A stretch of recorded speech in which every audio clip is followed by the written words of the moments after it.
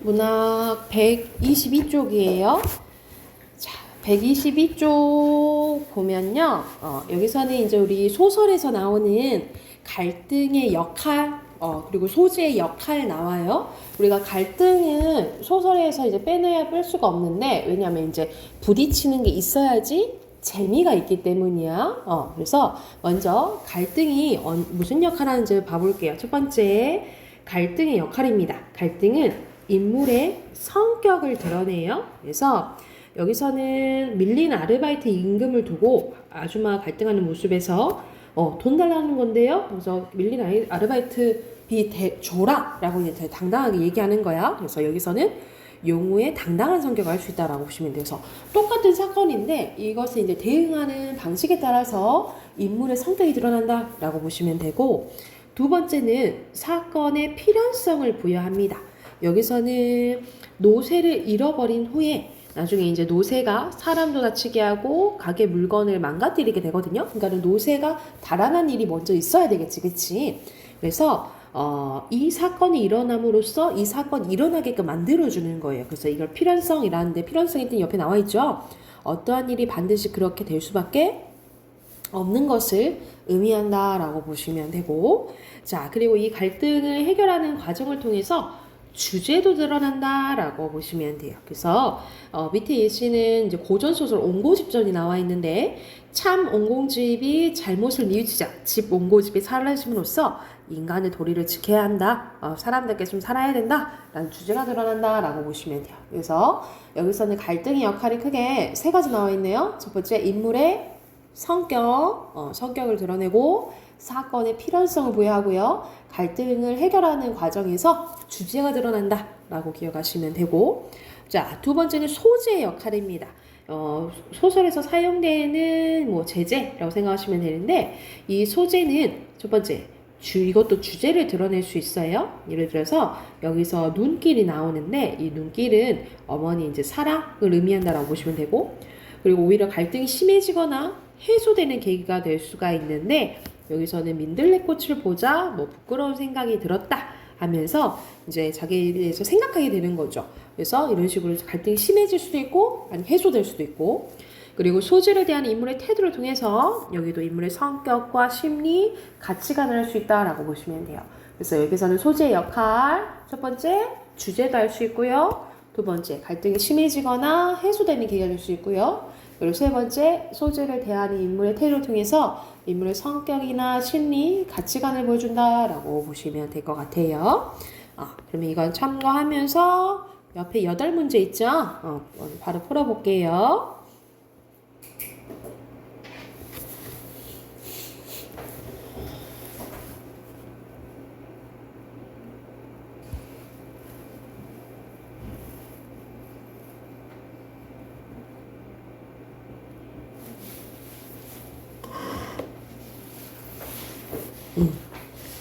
보면 여기서는 영래랑 그리고 석환이는 여기서는 이제 씨름 대회 때문에 하는 것 때문에 갈등을 갖고 있고, 영래 일반적인 제안에 반대하는 건 누구야? 석환이죠, 그렇죠?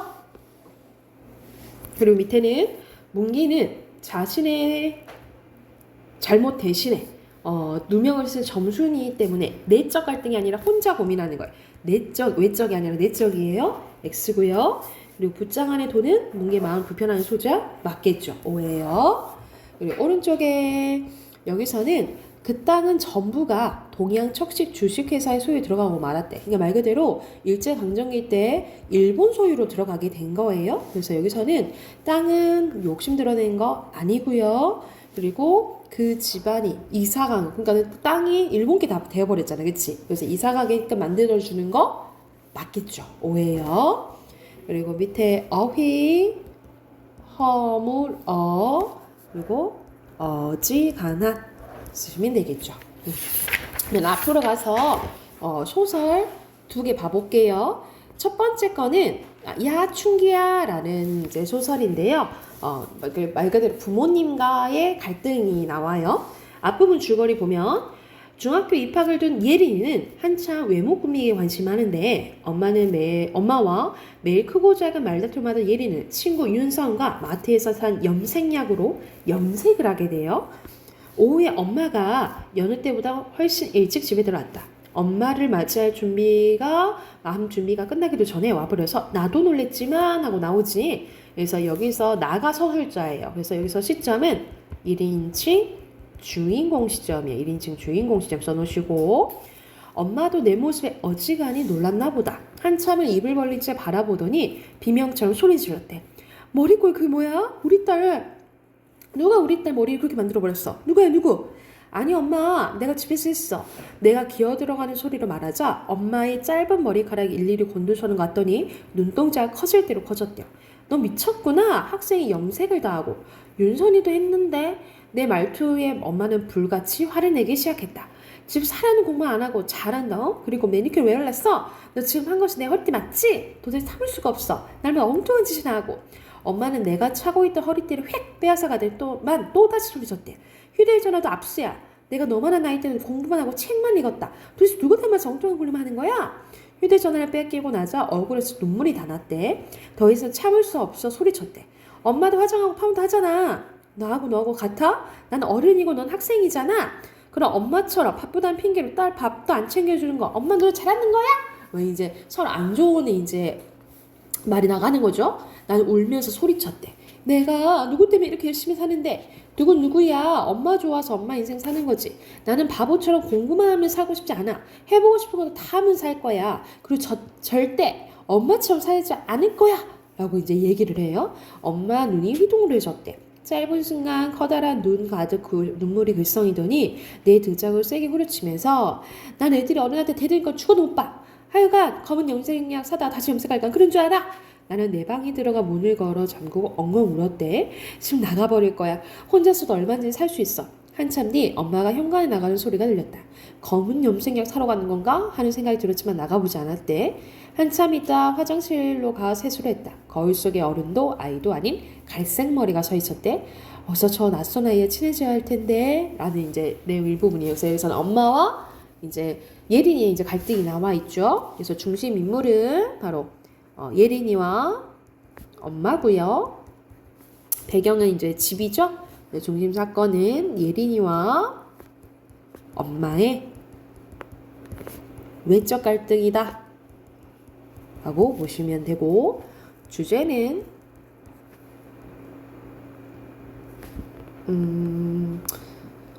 말 그대로 서로의 역할에 대한 엄마와 딸의 갈등이라고 보시면 됩니다. 주제 쓰고 옆에 세 문제 바로 풀어볼게요.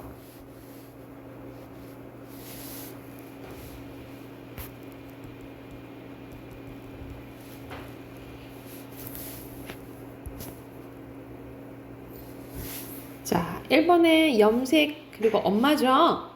2번에 알맞지 않은 거 몇 번? 1번, 그치. 3번에? 1번이죠? 오케이. 자, 간단하죠? 두 번째 것도 이어서 갈게요. 김원일의 오만이별이라는 작품입니다. 자, 여기서 배경은 6.25 전쟁 때예요. 6.25 전쟁 때 피란을 가던 길에 조평아는 어머니와 누이를 잃고 납니다. 고아로 떠들던 조평아는 어느 집에 양자가 되고 어른이 되는, 그게 지금 시간이 이제 많이 지난 거지. 6.25 전쟁 때 헤어진 동생을 찾는 안나리의 소식을 듣게 돼요. 안나리와 만난 조평아는 어릴 적 추억에 관한 이야기를 이제 나누는데, 어린 동생을 데리고 하염없이 걷고 걸었던 그의 겨울 추위와 배고픔을 나는 이날 때까지 하루도 잊어본 적이 없답니다. 그럼 내가 묻겠어요. 어머니가 숨을 거두었던 겨울밤은 생각이 납니까? 줄리 여사 통역을 듣던 황 의장이 답답해 미칠 지경이라든지 조씨의 무릎을 흔들며 조씨의 귀에 대어 큰 소리로 말합니다. 이 사람아, 그건 기억난다고 했잖아. 꿈을 대지 말고 어서 말해봐. 그래 기억나 하고 조씨가 머리를 끄덕였어요. 그렇다면 어머니가 숨 거둔 그날 밤 하늘을 보고 내가 했던 말도 기억합니까? 하고 안나리 여사가 답답했던지 프랑스 말에 달아 천장 바라며 별 말입니다. 하고 한국 발음으로 이제 얘기를 했대. 그네는 터지려던 울음을 손수건으로 막았다. 한순간에 실내는 숙연해졌고 모두의 시선이 조씨 얼굴에 쏠렸대요. 별? 조씨가 천장에 올려다며 눈을 깜빡이더니 추위를 타듯 어깨를 움츠리고 온몸을 떨어댔다. 하늘의 별? 별 보고 내가 뭐라 말했어? 본물이 터진 듯 안나리 여자 입에서 자연스럽게 한국말이 터졌고 낮춤말을 썼대요. 그네가 팔걸이에 쥔 손을 얼마나 힘을 줬던지 휠체어가 흔들렸대. 오만이 별 거기 있어 라고 이제 조씨가 이렇게 얘기를 한 거야. 그래서 그 얘기를 듣고 안나리가 오만이 별 알다니 내 동생이 틀림없어 하면서 이제 헤어졌던 가족을 만나게 된 거예요. 엄마가 숨을 거둔 겨울밤이었다. 폭격으로 반쯤 허물어진 빈집에 무너진 천장 사이로 밤하늘이 보였고 찬 별들이 하늘 가득 보석처럼 밝혀 있었다. 밖에 있었는데 헌 이불에 둘러싸고 서로 껴안아 체온으로 밤을 새울 때 밤하늘의 별을 보며 누이가 말했대. 중기라, 그러니까 원래 이름이 이제 중기였던 거지. 저 하늘에 반짝이는 두 개의 별을 봐. 아바지 별과 오마니 별이야. 천지강산이 우리 둘만 남기고 아바지가 어머니를 데리고 하늘로 가서 별로 떴어. 저기 오마니 별이 보여? 하고 이거는 이제 과거를 지금 회상한 부분이죠. 그래서 그 이유로 이제 얘기를 해요. 안나리가 중기라 네 이름은 이중길이야 여기로 오라오 하면서 안나리 여사는 떨리는 두 팔을 한껏 벌리고 외쳤다. 그 순간을 놓지를 않다는 듯 현 선생이 앞으로 나서며 카메라를 들이댔다. 안나리 여사 며느리는 뒤쪽에 따로 준비해둔 한아름 생화꽃다발 들고 활짝 웃으며 조씨 쪽으로 걸어왔대요. 그래서 여기서는 이제 6.25 전쟁 때 헤어졌던 이제 누이와의 만남이 이제 드러나 있다라고 보시면 돼요. 중심 인물은 조평안, 원래는 이중길이죠. 조평안과 안나리고요.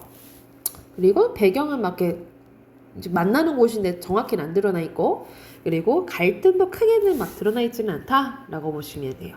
그래서 주제는요, 주제 바로 쓸게요. 6.25 전쟁으로 인한 상처와 치유라고 보시면 됩니다. 쓰시고 오른쪽에 네 문제 바로 풀게요.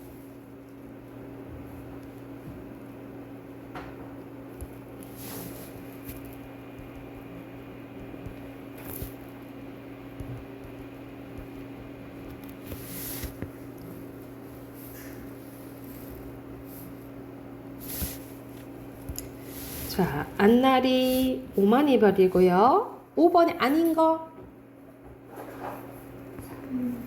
3번 누이는 종기를 아버지 별, 오만이 별 설명해줬는데.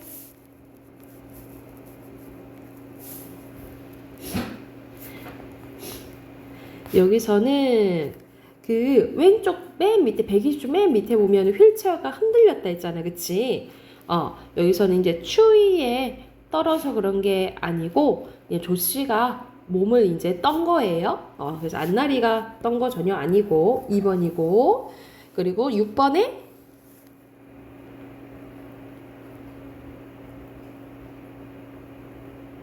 왜냐면 진짜 동생을 만났다고 생각했기 때문이죠. 몇 번이에요?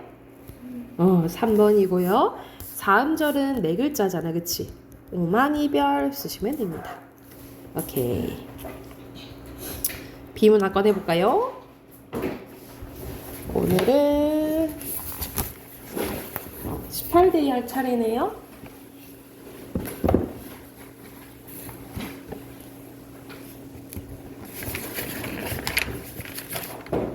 (118쪽부터) 122쪽까지 풀고 같이 답 확인해 봅시다.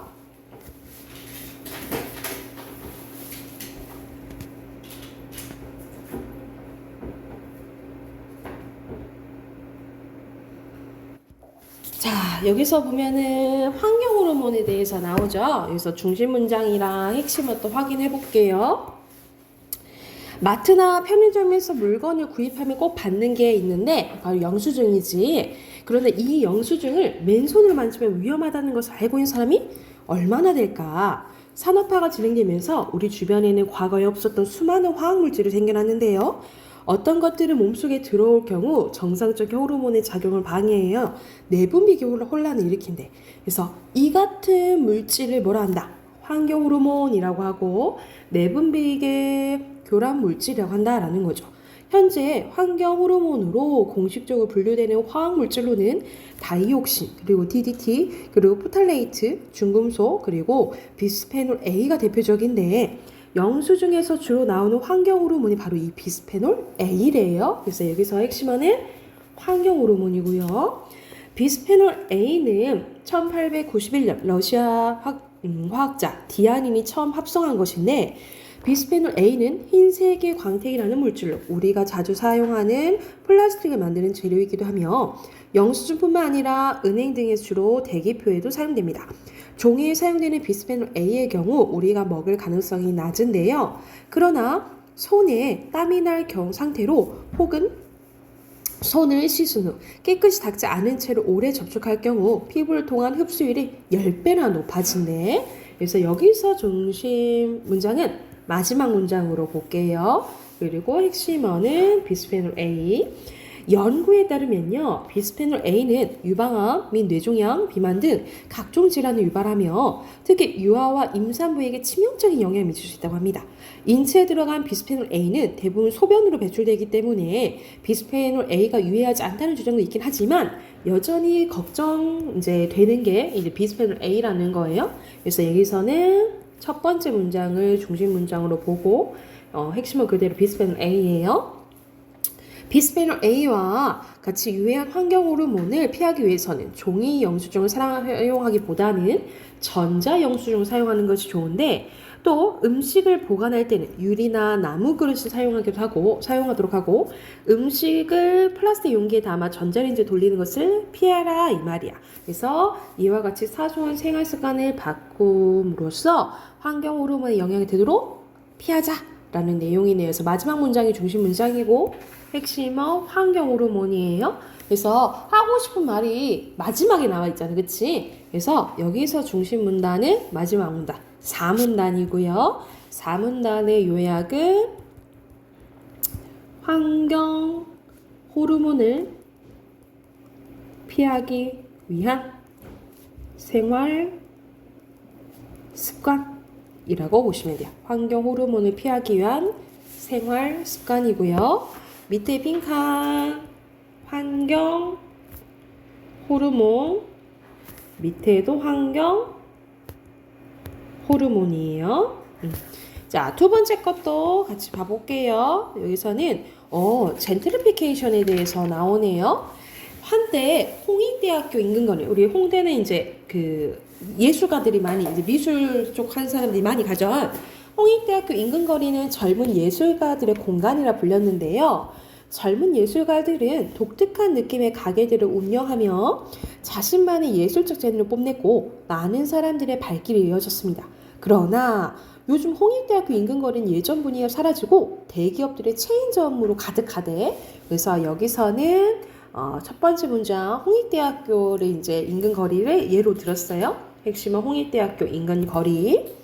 이처럼 도시의 다소 낙후된 지역에 저렴한 임대료를 찾는 예술가들이 몰려 이 지역의 문화적, 예술적 분위기가 형성되고 이에 따라 해당 지역 가치가 상승한 이후 중산층, 그리고 상류층들이 유입되어 기존의 저렴한 임대료 때문에 머물렀던 거주민은 외부로 나가게 되는데 이런 현상을 뭐라고 한다는 거야? 젠트리피케이션이라고 한다는 거죠. 그래서 여기서는 이 문단 자체가 한 문장이잖아, 그치? 이 문단 자체가 중심 문장이고 핵심어는 젠트리피케이션이에요. 우리나라의 젠트리피케이션은 다음과 같은 순서로 나타납니다. 그럼 순서가 이게 나오겠죠?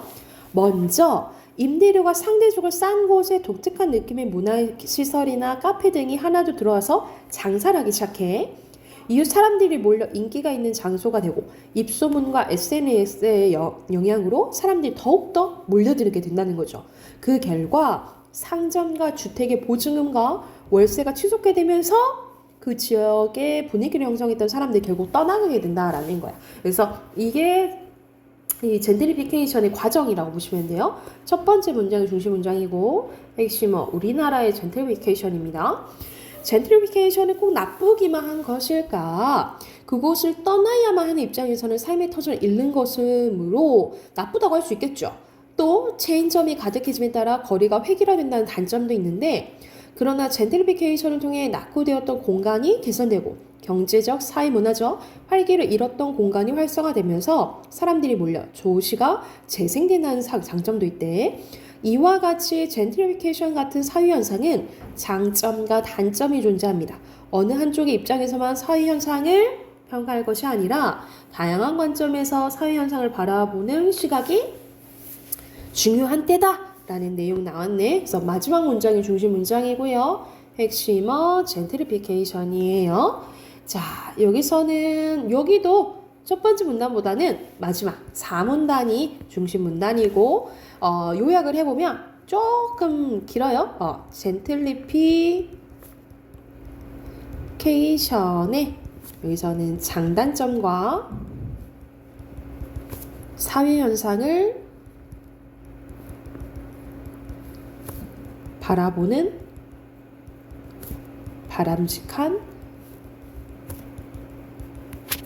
시각이라고 보시면 되고 주제는 젠트리피케이션이고요. 됐나요? 그리고 밑에는 젠트리피케이션 그리고 4번에 젠트리피케이션 그리고 5번에 알맞지 않은 것은 몇 번? 5번 6번에 4번 7번에 3번이에요. 자, 들어가서 어휘에 봐보자.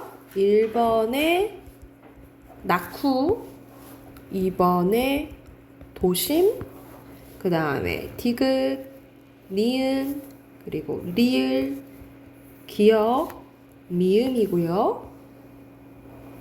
그 다음에 8번에 1번 9번에 2번 그리고 10번에는 번호 순서대로 쓰면 5 4 3 1 2예요.